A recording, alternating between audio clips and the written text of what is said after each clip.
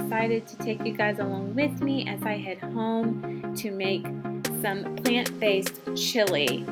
It is perfect for those who are vegan or you're fasting.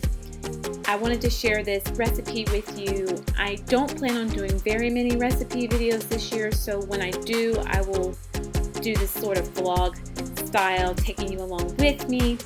I actually started my chili right when I got home to cook it for about 2.5 hours and then just kind of chilled out as it simmered for the night, and it was so delicious, so I hope you guys enjoy.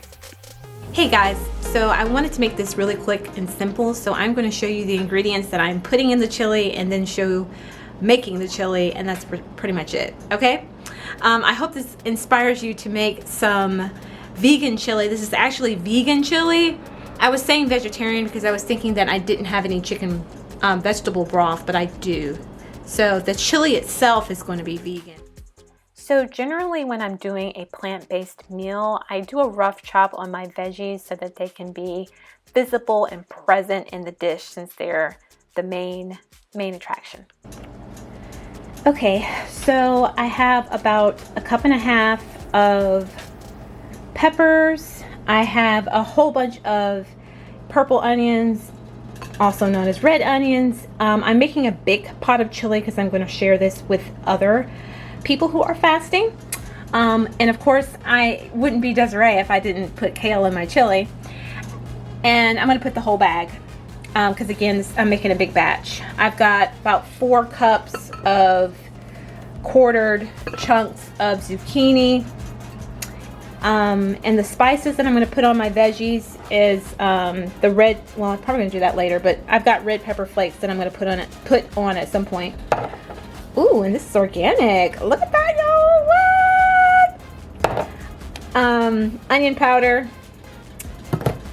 Gonna put some smoked paprika and garlic powder. This garlic powder is struggling. Like the what's it called? Something hydration is struggling right there. Thyme leaves, yay. Cumin, yay.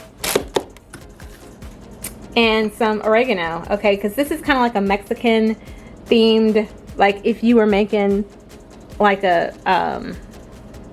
I guess a taco or something. I don't have taco seasoning because I don't really buy seasonings like that. I'm gonna be cooking my veggies in some avocado oil, you know what I'm saying, because why not?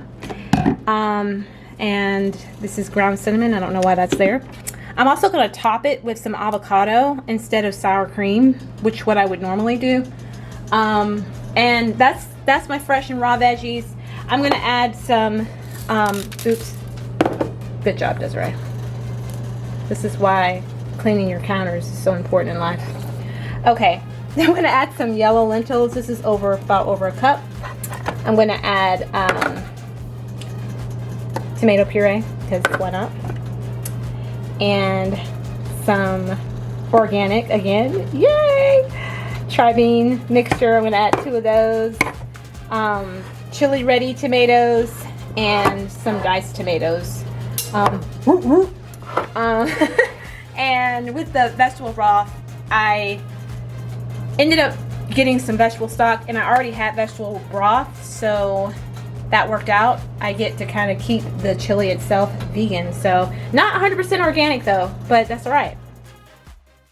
So I'm adding in the garlic you see right there. I don't know what happened to the footage of me putting in the onions and the peppers, but before that I put in my avocado oil, my onions, my peppers, and then the garlic there. I mean, and you have to just put as much oil as you feel necessary. I put in about enough to coat the bottom of this pan here, and what I'm doing here is just sweating down the veggies. So I cook them for about 5 minutes, and then I added in some salt and pepper that you see already in there, and then the rest of my spice blend, the onion powder, the garlic powder, the cumin, the paprika, and of course the chili powder.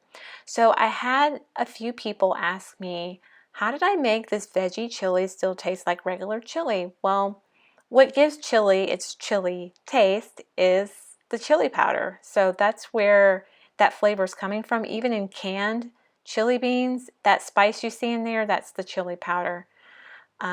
So what I like to do is I added a little water there just to prevent the spices and the veggies from sticking to the bottom of the pan.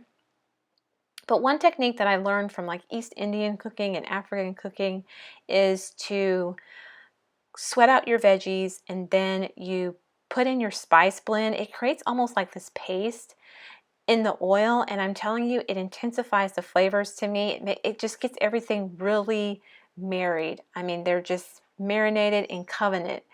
And so I have used that technique in all of my cooking, even in a dish like chili, but with curries, stews, it's a great technique. So here I put in the zucchini and the canned chili tomatoes and the diced tomatoes, and I'm just kind of stirring everything together to make sure it's well blended. So then I added in my liquids, my vegetable broth and stock, and there was no rhyme or reason for using two different types. It's just what I had on hand.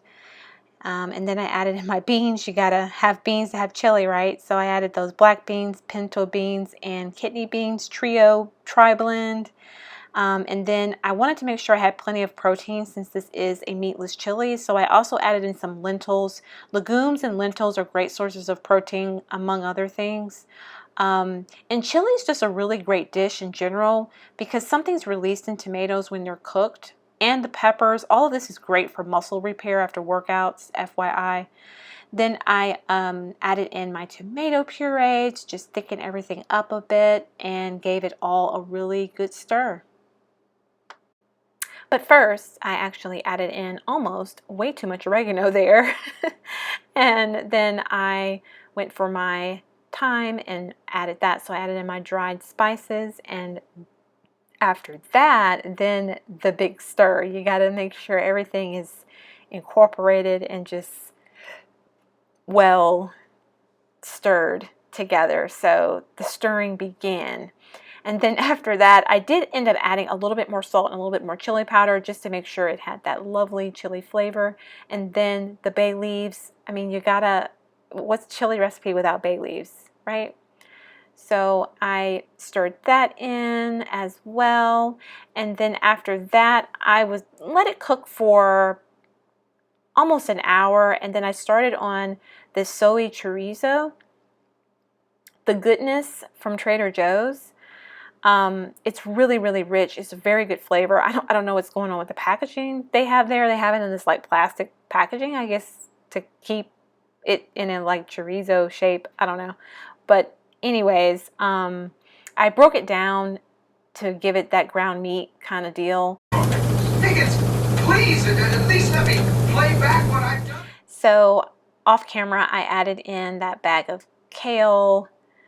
Got to get your dark leafy greens, peoples. And then I added in the chorizo that I just cooked at the very end. This was sort of like the last thing after it'd been simmering for a while. And then I popped that lid on and let it cook for about another hour and a half. Yay!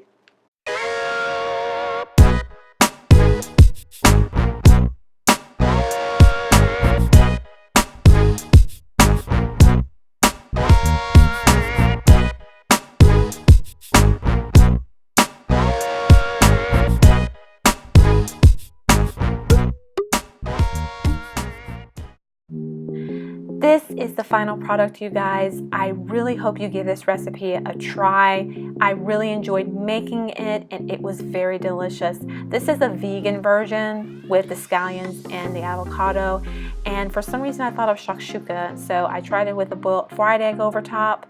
It was really, really good. So I just want to thank you guys so much for watching. I really do appreciate all of my subscribers and all of you who continue to come back and support.